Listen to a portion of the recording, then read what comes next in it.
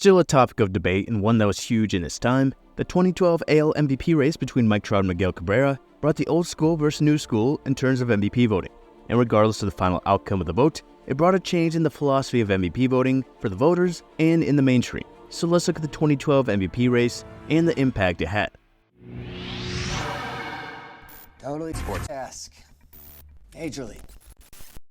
The general consensus amongst voters and the public going into 2012 was the MVP usually goes to the best hitter, more often the best power hitter, playing on a contending team. But obviously that wasn't always the case, with the numerous pitchers and even relievers who've won, or players like Terry Pendleton, whose contact numbers gave them the edge. And that wasn't the case just the year prior, as Miguel Cabrera's teammate Justin Verlander would win MVP after winning the pitching Triple Crown, being the most impactful player on a division-winning team, which helped them even more. And the biggest offensive player for the Tigers was obviously Miguel Cabrera, winning the batting title after hitting .344, while having his 5th straight season where he hit at least 30 home runs and drove in 100 runners. And with the addition of Prince Fielder in the offseason, the Tigers were one of the favorites going into 2012. Meanwhile, the Angels made the biggest move of the offseason by signing 3-time MVP Albert Pujols. So both teams had high hopes. But little did the Angels know that their best player in the upcoming season wouldn't even be on the opening day roster. Mike Trout made his debut at age 19 in 2011, starting the year as the number 2 prospect, and after being called up in July, he would go on to play 40 games, hitting .220, hitting 5 home runs, and compiling a WAR of .5. He would still be named the Minor League Player of the Year, and the minors would be where he started 2012.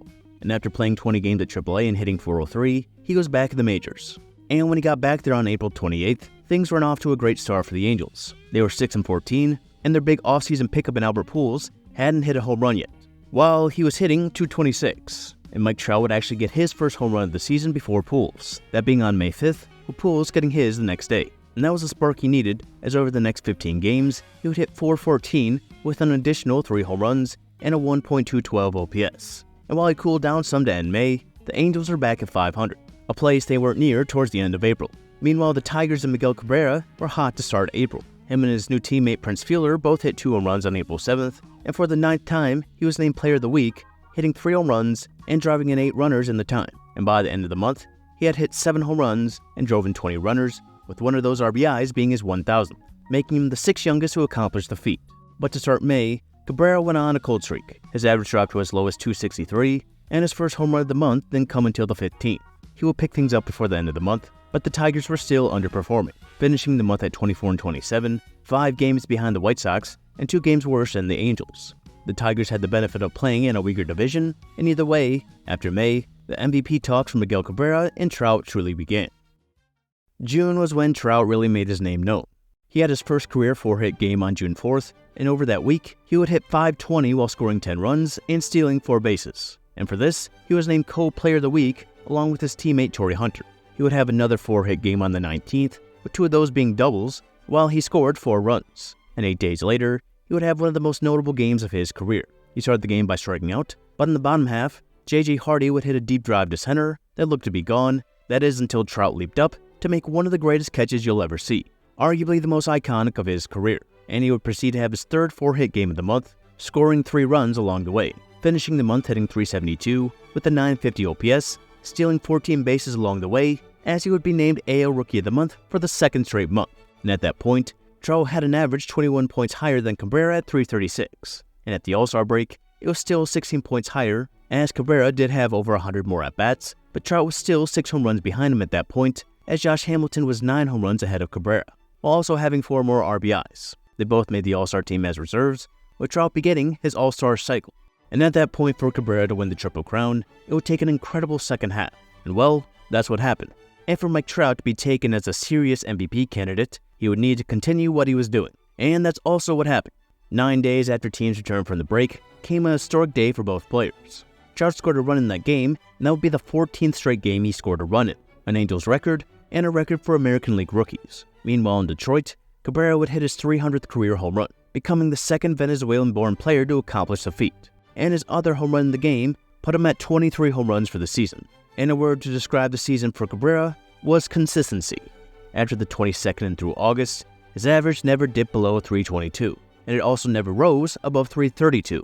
Obviously, the amount of at-bats at that point can have a real effect, but when you get multiple hits in 5 of 6 games, then go hitless for the next 4 games, then proceed to get multiple hits in 5 of the next 7 games, then everything balances out. As in the month, he hit .357 with 8 home runs and drove in 24, while slugging .663, which gave him the Player of the Month award for August. As for Trout, his numbers began to dip some in August, but then again, he was hitting .353 with a 1.019 OPS at the end of July. In the month of July, he hit .302 with 10 home runs and drove in 23, while stealing 9 bases and scoring 32 runs, making him the first rookie since Joe DiMaggio in 1936 to drive in 55 runners and score 80 runs in his first 81 games, as he would again be Rookie of the Month, and for the first time, he will be Player of the Month.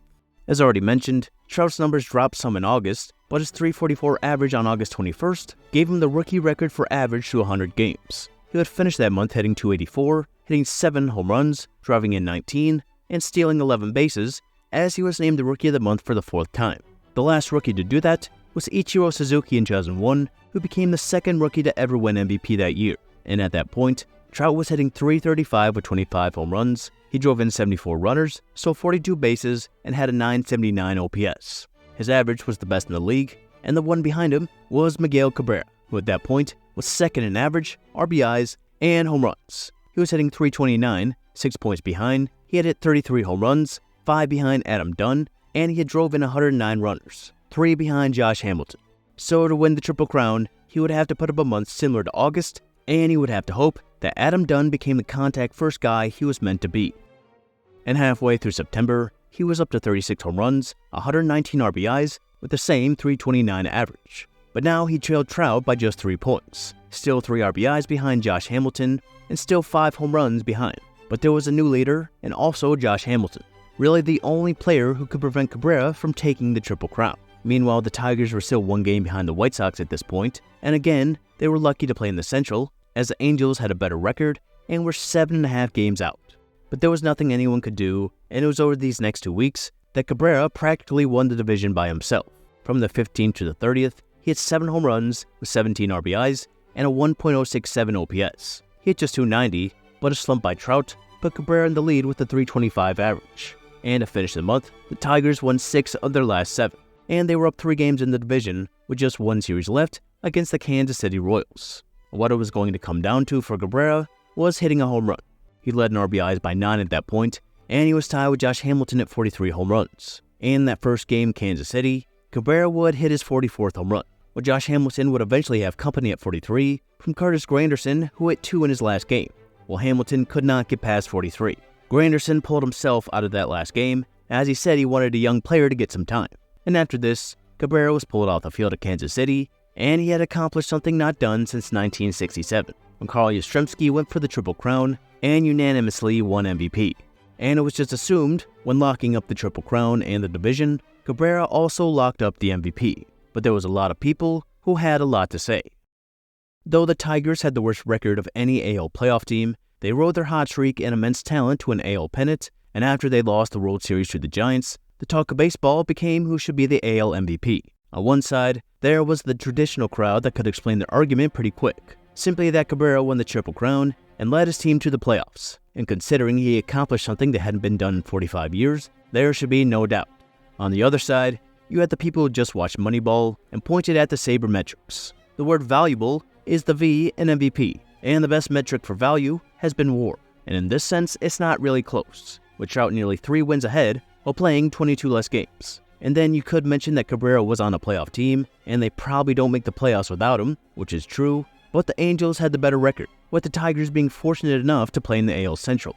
And the Angels are 8 games under 500 before Trout arrived, and they ended the year 16 games over 500. But there's more in terms of value. Trout was 1 stolen base away from joining the 30-50 club, and he added plus 12 base running runs compared to Cabrera's negative 2.8.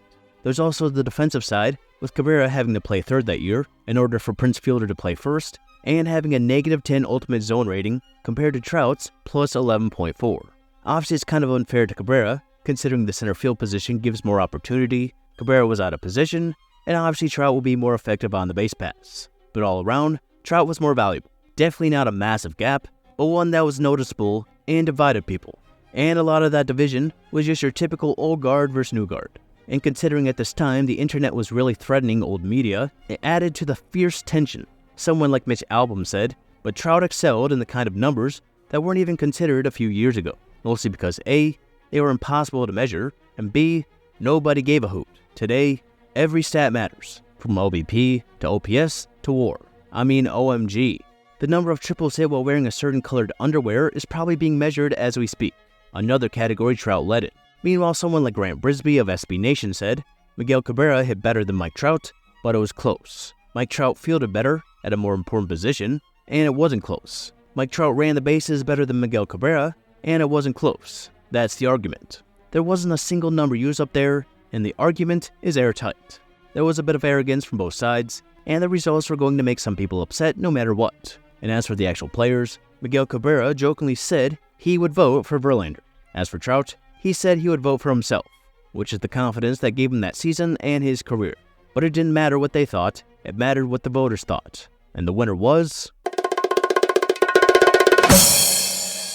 the Triple Crown winner in Miguel Cabrera, receiving 22 out of 28 first-place votes, not exactly down to the wire after all the discussion, but at the end of the day, it was hard to believe Cabrera wouldn't win. Of course, the result upset some people, but it's not like Trout lost to someone with an OPS 50 points lower. The timing and feat of the Triple Crown was unfortunate for Mike Trout. In baseball history, the longest gap between Triple Crowns in the first 64 years in the World Series era was 10 years, when Rogers Hornsby won in 1922, 10 years after Heidi Zimmerman, there being 13 Triple Crowns in the first 64 years, and in the 57 years since Carl Yastrzemski, Cabrera has the only Triple Crown. It was unique circumstances. People would look back and wonder why the most recent Triple Crown winner did not win, like the most recent 400 hitter and Ted Williams also not winning. And funny enough, statistically, this wasn't Cabrera's best season, as that would be the next one, when he beat Mike Trout again, not topping Trout in WAR, though the gap was smaller, and beating his 2012 self in WAR, tying him in home runs, having 2 less RBIs, with a higher slug and OPS. Again, a Triple Crown needing great timing to coincide with it. But in terms of the impact that 2012 MVP race had, it was really the first time advanced stats were taken serious when discussing MVP. During those debates, for the first time, many people found out about WAR, WRC+, even OPS, and all that. Going back to that Mitch Albom quote, it is true because in any year prior, no one would take someone bringing up those stats serious. But as the stars aligned for the perfect moment that advanced stats could really be brought into the mainstream, the 2012 race changed voting and discussion for years to come, as it's now the basis of debate and hurts voting from years ago. As you see a vote between Terry Pendleton and Barry Bonds in 1991, and realize why a traditional voter in the time would vote for Pendleton, and which you can still debate. And then we can finally reach the point where computers will decide award winners, as they also become the players. Hopefully you liked this video, and if so, please consider liking and subscribing for new videos every week. Thank you.